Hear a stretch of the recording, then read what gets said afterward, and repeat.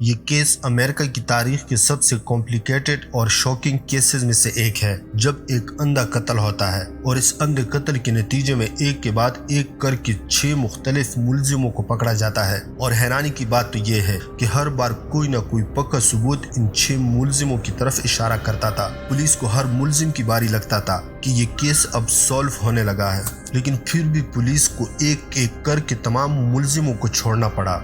और पुलिस ऐसी कौन सी गलती कर रही थी जिसकी तरफ किसी का ध्यान नहीं गया? क्यों इस केस ने पुलिस को चकरा कर रख दिया था, ऐसा कि इनकी रातों की नींदें हराम कर दी? लेकिन इसके बावजूद भी आज 28 साल गुजर गए हैं, लेकिन ये केस आज भी पहले की तरह एक मुअम्मा ही है। तो क्या है पूरा केस, आइए जानते हैं। The murder of 6-year-old JonBenet Ramsey captivated the nation and put her family under the microscope. 911 emergency. We're kidnapping.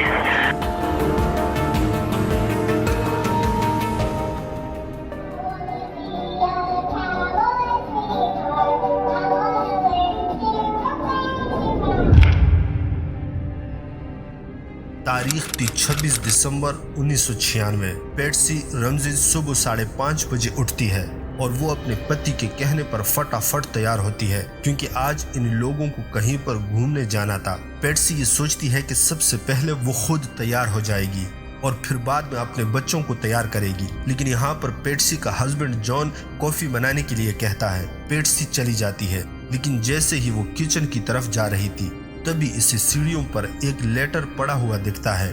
पेट्सी इस लेटर को उठाती है। वो 2-3 पेजेस का होता है, लेकिन वहां पर सीढ़ियों पर लाइट बहुत कम थी, क्योंकि सुबह के 5:30 बजे का समय था। पेट्सी लेटर को उठाती है और किचन की तरफ ले जाती है।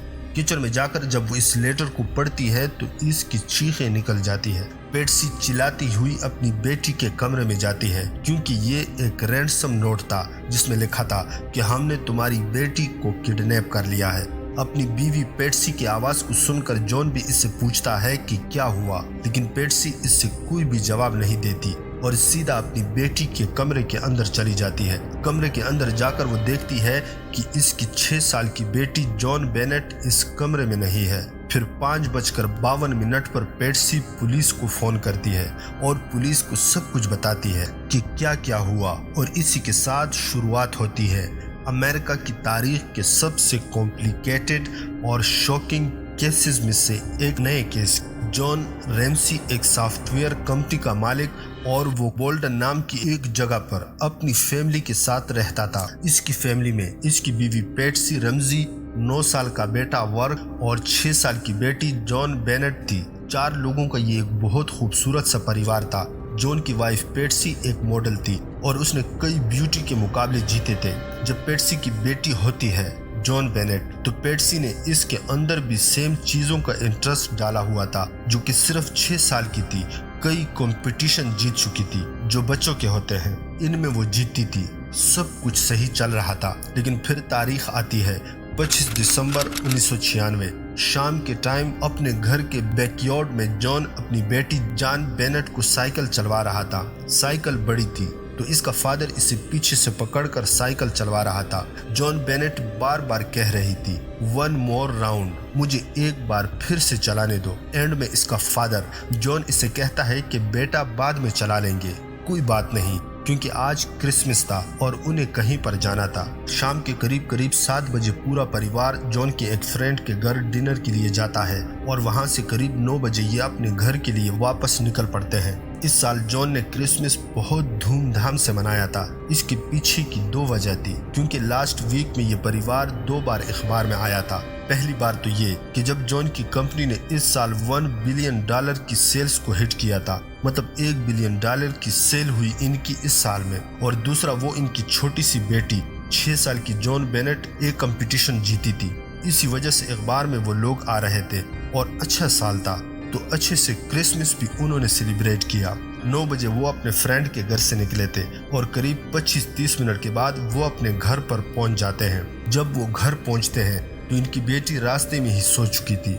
जॉन गाड़ी को पार करता है और अपनी बेटी को उठाकर इसके रूम में ले जाकर लिटा देता है। फिर पेट्सी जाती है, इसके कपड़े वगैरह चेंज करती है और फिर वो भी अपने रूम में आ जाती है और बच्चे अपने रूम में। ये दोनों कपल अपने रूम में सोने के लिए चले जाते हैं। इस तरीके से परिवार के चारों लोग रात को सो जाते हैं, लेकिन सुबह उठते हैं सिर्फ 3 लोग, क्योंकि बेटी जॉन बेनेट कहीं गायब हो गई थी या किसी ने इसे किडनैप कर लिया था। इसके बाद में पुलिस घर पर आ जाती है।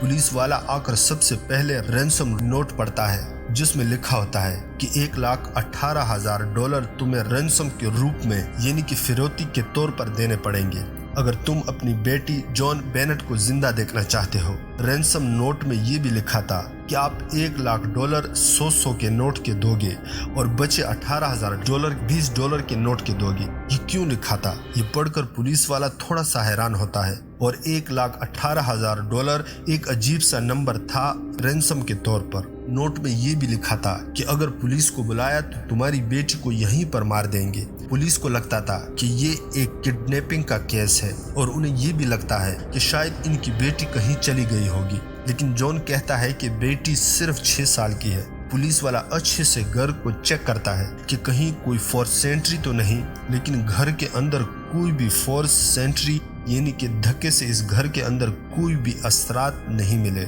और पुलिस एग्जिट भी चेक करती है कि कोई धक्के से इस घर से निकला तो नहीं, लेकिन उन्होंने कोई भी ऐसी चीज नहीं देखी। दूसरी तरफ जॉन अपने एक फ्रेंड को फोन करता है पैसा इकट्ठा करने के लिए, क्योंकि वो रैंसम देने के लिए तैयार था। वो पैसे को इकट्ठा कर भी लेता है, लेकिन इससे कोई कॉल नहीं आता। वो वेट करते रहते हैं, लेकिन उन्हें कोई भी कॉल नहीं आया। पुलिस भी आसपास की जगह पर इसकी बेटी को ढूंढने की कोशिश में लग जाती है। ऐसे ही कुछ घंटे और निकल जाते हैं। यहाँ पर जो डिटेक्टिव होते हैं वो जॉन को कहते हैं कि तुम अपने घर में चेक करो कि कहीं कोई सामान मिसिंग तो नहीं है, क्योंकि अगर कोई सामान मिसिंग होगा तो वो जॉन और इसकी फैमिली ही पहचान पाएगी। तो जॉन ऐसा ही करता है, अपने एक फ्रेंड को लेकर घर को चेक करना शुरू कर देता है। ऊपर इसे कुछ मिसिंग या वेरिड नहीं लगता, लेकिन जॉन को फिर याद आता है कि इसकी बेसमेंट की एक विंडो टूटी हुई थी, जिसे वो क्रिसमस के बाद फ्री होकर ठीक करवाने वाला था। वो फटाफट अपने फ्रेंड को लेकर बेसमेंट के अंदर चला जाता है। जैसे ही जॉन बेसमेंट में जाता है, दरवाजा खोलते ही इसे अपनी बेटी की बॉडी जमीन पर पड़ी हुई दिखती है। इसके फेस के ऊपर टेप लगाई गई थी और हाथों को नायलॉन की रस्सी के साथ बांधा गया था और बॉडी के ऊपर सफेद कलर की चादर को लपेटा हुआ था।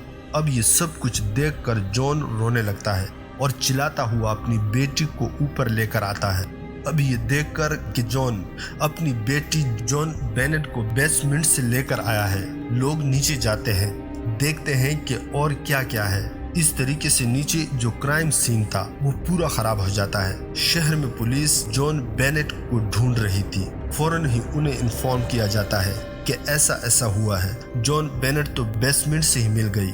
पुलिस भी हैरान थी कि यह आखिर कैसे हो सकता है, लेकिन यहीं से इस केस की असली शुरुआत होती है।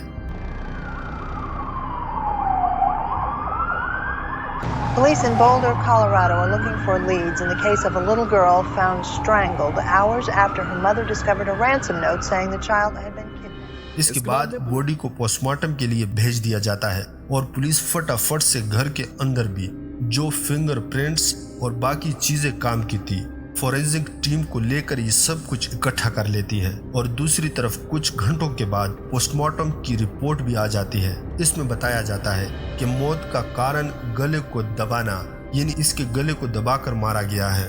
और दूसरी बात, जॉन बेनेट के सर पर भी चोट थी, यानी सर पर कुछ न कुछ मारा गया था। और सबसे जरूरी चीज, जॉन बेनेट के कपड़ों से डीएनए मिलता है। और इसके बाद सबसे बड़ा खुलासा होता है, जो रैंसम नोट था इसे घर के अंदर ही लिखा गया था। मतलब कि जिसने जॉन बेनेट को मारा या किडनैप किया, कुछ भी, वो रैंसम नोट को घर में बैठकर लिखता है, क्योंकि वो पेट्सी के नोट पेट के ऊपर लिखा गया था। और दूसरा, रैंसम में जो मांगी गई अमाउंट थी $1,18,000, वो भी काफी अजीब था। लेकिन आप खुद एक बात सोचें कि रैंसम नोट को लिखने में कम से कम 20 मिनट का टाइम तो लगेगा, क्योंकि 2.5 पेज थे। जो डिटेक्टिव थे उन्होंने ये कहा कि यह रैंसम नोट लगता नहीं है, क्योंकि उन्होंने जितने भी केसों में काम किया है, ऐसा बड़ा सा रैंसम नोट कहीं पर भी उन्हें नहीं मिला। और वैसे भी रैंसम नोट एक छोटा सा होता है, इतना बड़ा लिखने का जो मतलब था वो पुलिस को समझ नहीं आ रहा था। तभी पुलिस को एक अजीब बात पता चलती है कि जॉन रैमजी को अपनी कंपनी की तरफ से $1,18,000 का बोनस अभी मिला था और ये सेम अमाउंट था जो कि रैंसम नोट में किडनैपर की तरफ से मांगा गया था। पुलिस जॉन से पूछती है कि आपकी किसी से दुश्मनी, पुरानी लड़ाई या कुछ भी हो वो हमें बता दें। जॉन कहता है ऐसा कुछ भी नहीं है और मुझे नहीं लगता कि मेरा कोई दुश्मन होगा और वो ऐसा कुछ कर सकता है। एक और अजीब बात सामने आती है कि इस रात स्नो पड़ी थी, लेकिन अगर घर के अंदर कोई आया तो घर के आसपास जितनी भी स्नो थी वहां पर कोई भी फुटप्रिंट उन्हें नजर नहीं आया। मतलब कि अगर कोई घर के अंदर आया है तो वो किसी न किसी रास्ते से चारों तरफ से आया होगा, लेकिन कहीं पर भी कोई फुटप्रिंट नजर नहीं आता। तो आखिर घर के अंदर कोई आया तो आया कैसे? यहाँ पर एक रिकॉर्डिंग सामने आती है जब सुबह सुबह पेट्सी ने पुलिस को फोन किया था। 911 emergency. Kidnapping. वहाँ पर जब फोन कट हो जाता है पेट्सी को लगता है कि फोन काटा गया है, लेकिन इस समय भी कॉल चल रही थी। Patsy, Patsy, Patsy, Patsy.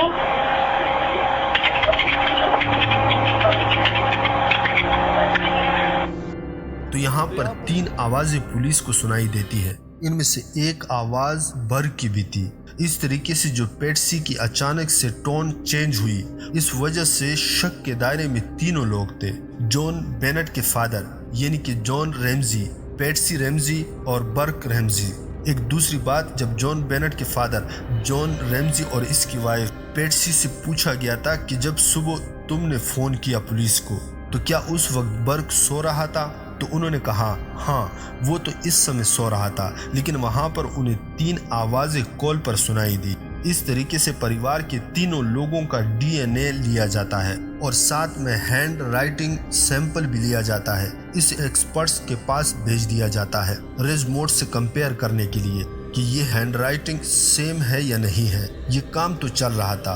Police का ये स्ट्रॉन्ग बिलीव था कि घर के अंदर इस दिन कोई आया ही नहीं। इसके पीछे कुछ कारण थे कि परिवार के ऊपर शक सीधा जा रहा था। सबसे बड़ा कारण ये था कि स्नो के ऊपर कोई पैर दिखे नहीं। अगर हम मान लेते हैं कि बाद में स्नो पड़ गई और ये कवर हो गया, लेकिन फिर भी फुटप्रिंट्स तो स्नो पर ही देखने ही थे, लेकिन वो उन्हें मिले नहीं। और दूसरा ये कि घर के अंदर आने के लिए सिंगल एंट्री है और सिंगल ही एग्जिट है। मतलब कि अगर कोई घर के अंदर इस एंट्री से यानी इस दरवाजे से आएगा तो तोड़कर ही आएगा, यानी लॉक को तोड़कर आएगा और तोड़कर ही वापस जाएगा। लेकिन इस केस में ऐसा कुछ भी नहीं था। लॉक सही सलामत था, कोई भी फोर्स एंट्री कुछ नहीं था। तो बंदा घर के अंदर आया तो आया कैसे और इसकी बेटी के रूम तक पहुंचा कैसे? और तीसरा ये कि पड़ोस में कोई भी नॉइज वगैरह नहीं था। खैर ये एक छोटा सा पॉइंट था, लेकिन पुलिस इसे भी कंसीडर करती है।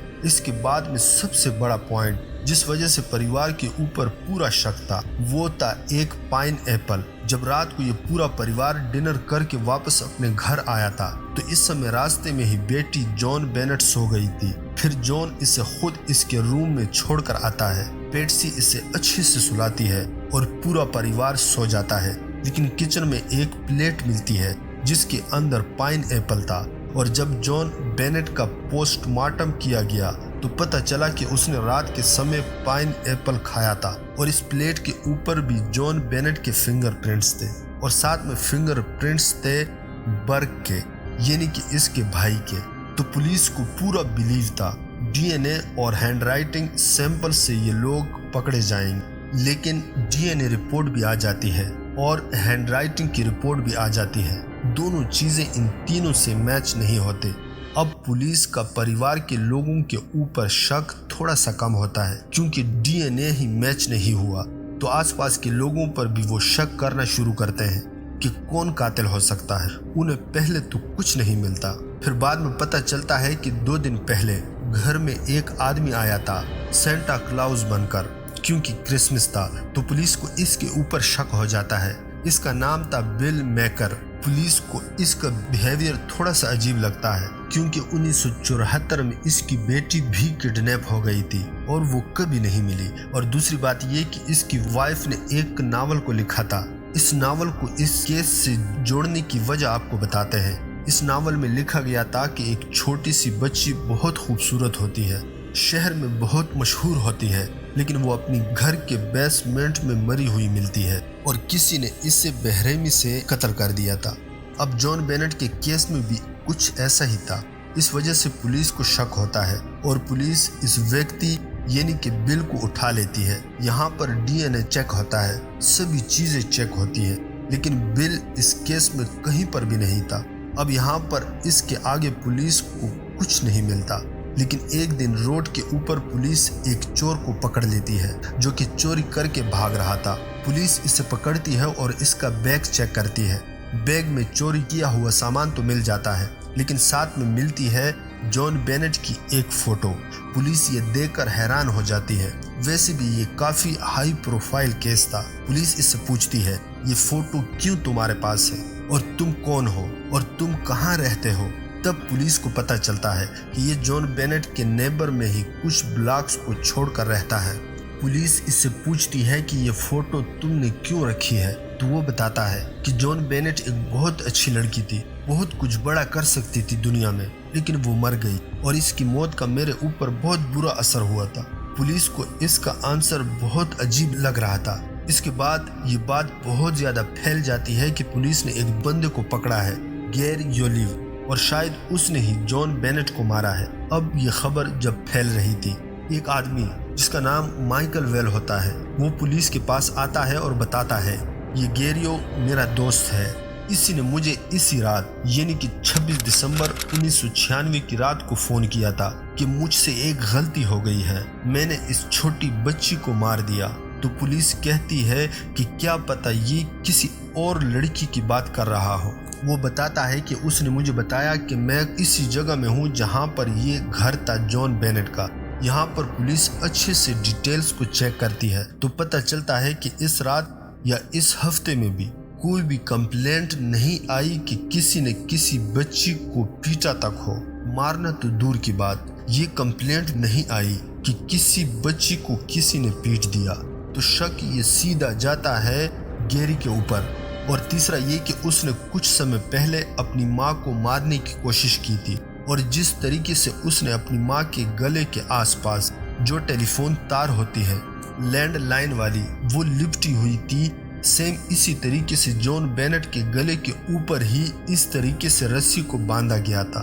दोनों जगहों पर रस्सी को बांधने का तरीका एक जैसा था। तो अब शक सीधा गैरी के ऊपर जाता है। डीएनए चेक होता है, सभी कुछ चेक होता है, फिर से कुछ नहीं मिलता, डीएनए मैच नहीं होता और वहां पर इसका कोई भी प्रिंट, फिंगरप्रिंट कुछ भी मैच नहीं होता। अब पुलिस को इसे छोड़ना पड़ता है क्योंकि पुलिस को पता था कि उसने कुछ नहीं किया है और ये वैसे ही हमने पकड़ा हुआ है।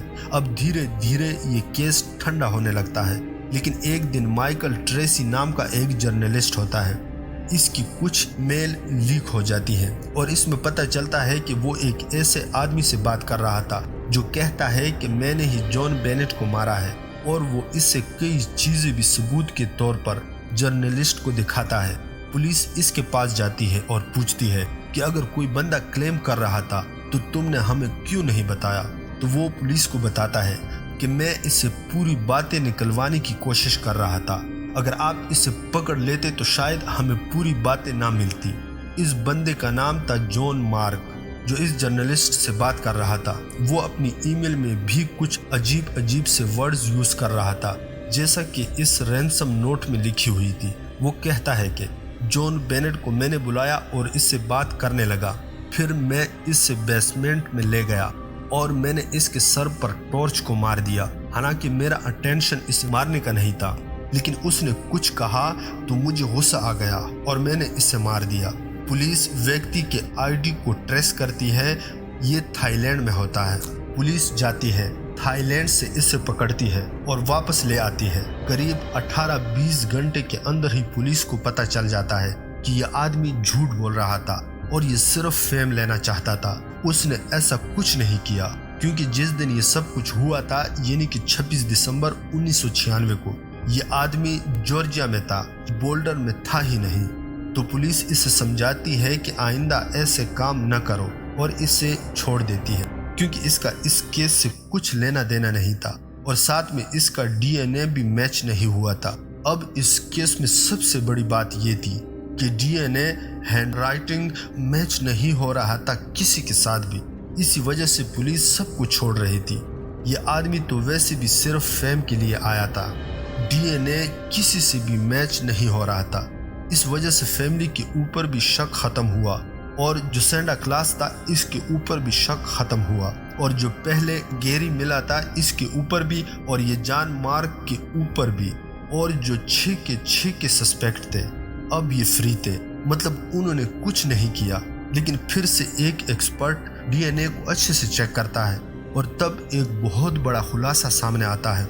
एक्सपर्ट कहते हैं कि जो डीएनए हमें मिला था वो दरअसल फैक्ट्री से आया है जहां पर ये कपड़े बने थे और जिसने ये पैक किया या जिसने इस कपड़े को बनाया इसी का ही डीएनए हम सैंपल के तौर पर सभी के साथ मैच करते आ रहे हैं। इसी वजह से ये किसी के साथ भी मैच नहीं हो रहा। पहले सभी को ये बात अजीब लगती है लेकिन फिर वो एक नए कपड़े के पैकेट को खोलते हैं। इसके अंदर से भी उन्हें डीएनए मिलते हैं। इस तरीके से वो समझ जाते हैं कि शायद इन 6 लोगों में से ही किसी ने जॉन बेनेट को मारा हो और शायद ये 6 के 6 क्लियर नहीं। इनमें से कोई ना कोई कातिल जॉन बेनेट का है। कुछ एक्सपर्ट और डिटेक्टिव कहते हैं कि ये घर का ही मामला है, यानी कि फैमिली वालों ने ही जॉन बेनेट को मारा। अब ऐसे तो नहीं मार दिया। दरअसल बर्क और जॉन बेनेट के बीच कोई लड़ाई हुई और गलती से ये सब कुछ हो गया। इसका कोई प्रूफ कुछ है ही नहीं, ये सिर्फ एक थ्योरी है। और इसके बाद फैमिली ने कवर अप किया क्योंकि आप खुद सोचें स्लो में कोई भी फुटप्रिंट नहीं है। रैंसम नोट इतना अजीब है और बॉडी घर के अंदर से ही मिली, तो ये सब कवर अप भी हो सकता है। और ऐसा भी हो सकता है कि शायद कोई घर के अंदर आ गया हो। लेकिन क्या हुआ इस रात ये सिर्फ 3 लोगों को पता है, जॉन बेनेट को और वो जिसने ये सब कुछ किया इसे, और तीसरा खुदा को पता है कि इस रात क्या हुआ। आपका इस केस के बारे में क्या कहना है? कमेंट बॉक्स में ज़रूर अपनी राय से हमें आगाह कीजिए। मिलते हैं नेक्स्ट किसी अच्छी सी वीडियो में।